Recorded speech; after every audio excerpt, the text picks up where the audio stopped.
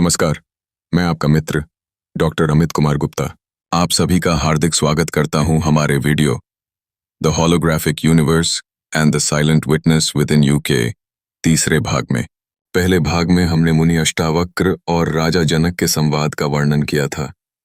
Video के दूसरे भाग में हमने ब्लैक होल और सूचना को गहराई से समझा। अब वीडियो के तीसरे और अंतिम भाग में हम गहराई से जान पाएंगे कि होलोग्राफी क्या होती है और किस तरह विज्ञान होलोग्राफिक यूनिवर्स और मुनि अष्टावक्र के दृष्टिकोण में समानता दिखाता है। होलोग्राफिक यूनिवर्स सिद्धांत को समझने के लिए हमने ब्लैक होल, सूचना और एंट्रोपी को ध्यान से समझा और अब इस पूरे व्याख्यान के उस प्रमुख भाग की ओर बढ़ते हैं जिस पर यह पूरा कथन आधारित है। होलोग्राफी को समझने का प्रयास करते हैं। होलोग्राफी को समझने के लिए हमें सबसे पहले यह जानना होगा कि 2D और 3D क्या होते हैं। जब कोई वस्तु केवल चौड़ाई और ऊंचाई में होती है लेकिन उसमें गहराई नहीं होती तो उसे 2D कहा जाता है, जैसे कि पुस्तक में बना कोई चित्र, दीवार पर टंगी हुई तस्वीर या दूरदर्शन की स्क्रीन पर दिखाई देने वाली छवि। इन सभी को हम देख तो सकते हैं परंतु ऐसा नहीं लगता कि वे हमारे पास आ रही हैं या उनके पीछे कोई गहराई है। ये सभी वस्तुएं समतल होती हैं, जैसे कागज पर बनी एक आकृति। अब बात करते हैं 3D वस्तुओं की। जब किसी वस्तु में चौड़ाई, ऊंचाई और गहराई ये तीनों आयाम होते हैं तब वह वस्तु 3D कहलाती है। जैसे कोई मूर्ति, आपके सामने खड़ा हुआ कोई मनुष्य या कमरे में रखा हुआ गिलास अथवा कुर्सी। ऐसी वस्तुओं को हम न केवल देख सकते हैं बल्कि उनके चारों ओर घूम सकते हैं, उन्हें छू सकते हैं, क्योंकि वे वास्तविक और 3D होती हैं। अब आइए समझते हैं कि होलोग्राफिक तकनीक क्या होती है। यह एक ऐसी विधि है जिसमें किसी 2D सतह जैसे कांच, पर्दा या यहाँ तक कि वायु पर इस प्रकार से जानकारी संग्रहित की जाती है कि जब उस पर प्रकाश डाला जाए तो वह छवि 3D प्रतीत होती है। अर्थात वह वस्तु वास्तव में वहां उपस्थित नहीं होती, लेकिन देखने में ऐसा लगता है मानो वह हमारे सामने सजीव खड़ी हो।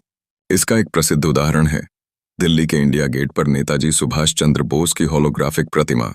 जब वहां उनकी वास्तविक मूर्ति स्थापित नहीं थी तब एक 3D छवि को लेजर प्रकाश की सहायता से वायु में इस प्रकार प्रक्षिप्त किया गया कि वह एक सजीव मूर्ति जैसी दिखाई देने लगी।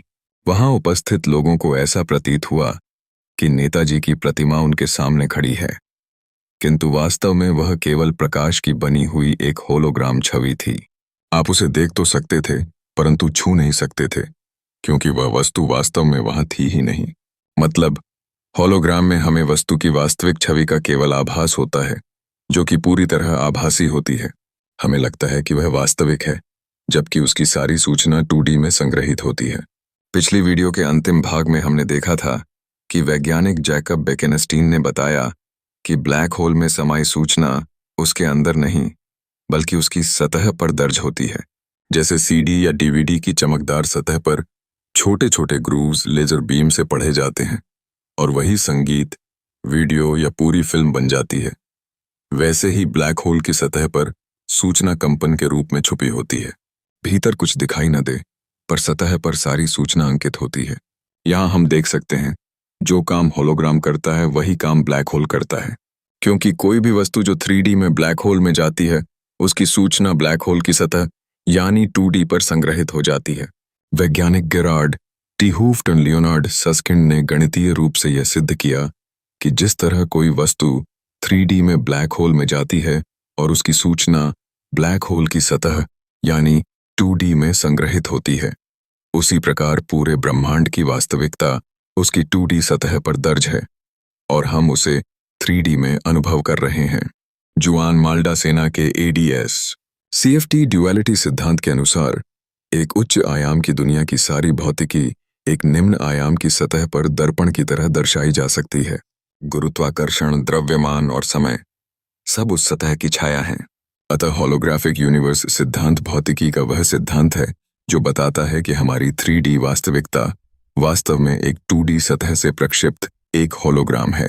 यह सिद्धांत हमें एक गहरा संकेत देता है कि शायद हमारी वास्तविकता का जो मूलभूत ढांचा है वह उस तरह का नहीं है जैसा हम अपनी इंद्रियों से अनुभव करते हैं। जो हमें एक ठोस 3D और सतत रूप में दिखाई देता है वह वास्तव में किसी 2D सतह पर लिखा हुआ एक कंप्यूटेशनल कोड एक प्रकार का क्वांटम एल्गोरिथमिक प्रोजेक्शन हो सकता है।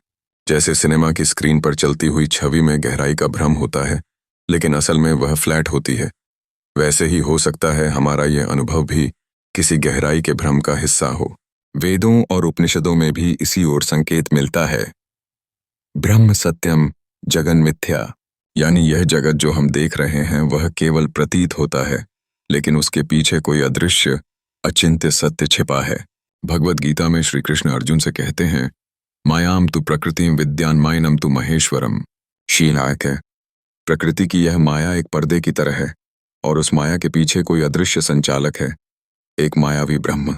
अब आप सोचिए, आज की क्वांटम भौतिकी और होलोग्राफिक यूनिवर्स की अवधारणाएं भी यही तो कह रही हैं कि जो दिखता है वह अंतिम सत्य नहीं है, क्योंकि अगर किसी 2D सतह पर ही हमारे 3D ब्रह्मांड की समस्त जानकारी अंकित है, तो वह 2D कोडेड सतह ही असली रियलिटी है, और जो हम जी रहे हैं वह उस कोड का एक मेयर एक्सपेरिमेंटल प्रोजेक्शन।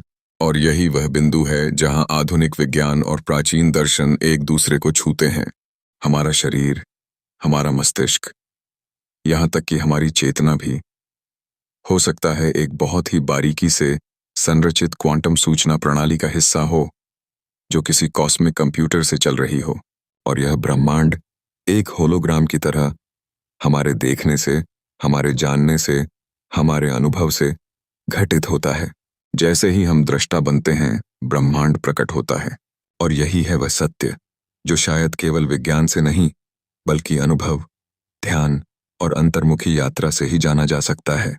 अब हम बहुत कुछ जान चुके हैं कि किस प्रकार होलोग्राफिक यूनिवर्स सिद्धांत हमारे ब्रह्मांड में हमें प्रकट करता है। अब हम यह जानेंगे कि किस तरह होलोग्राफिक सिद्धांत वही कहता है जो हजारों साल पहले मुनि अष्टावक्र ने राजा जनक से कहा था। अष्टावक्र गीता कहती है, संसार मिथ्या है, केवल आत्मा सत्य है। तुम जो देख रहे हो वह वास्तविकता नहीं है। जो सत्य है वह देखा नहीं जा सकता। वह साक्षी, वह दृष्टा, वह शुद्ध चैतन्य ही एकमात्र वास्तविक है। अब देखिए, होलोग्राफिक यूनिवर्स सिद्धांत भी यही कहता है कि ब्रह्मांड की जो वास्तविकता है वह हमारी आंखों से नहीं देखी जा सकती।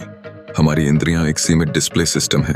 असली डेटा, असली सच्चाई कहीं और संग्रहित है। जिसे हम अनुभव कर रहे हैं वह बस एक प्रक्षिप्त दृश्य है, एक होलोग्राम। और उस होलोग्राम को देखने वाला जो साक्षी है वही आत्मा है, वही तुम हो।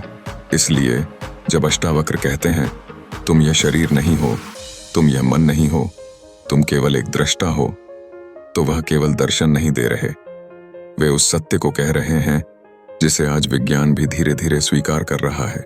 इसका मतलब क्या है? इसका मतलब यह है कि हमारा अस्तित्व एक अद्भुत रहस्य है। हम वह नहीं हैं जो दर्पण में दिखते हैं या जो नाम और पहचान में बंधे हैं। हम वह हैं जो इन सबको देख रहे हैं। हम वह चेतना है जो इस ब्रह्मांडीय फिल्म को देख रही है, वह दृष्टा जो होलोग्राम के पीछे बैठा हुआ है।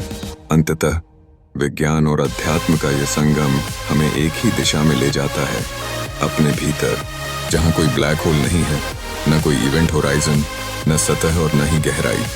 वहां केवल तुम हो, केवल एक शुद्ध निर्विकार दृष्टा चेतना, जिसे न तो मिटाया जा सकता है न नष्ट किया जा सकता है, जो इस होलोग्राम से परे है परंतु उसी का साक्षी है। मैं हूं वह दृष्टा, आप भी वही हैं, और यही है सत्य।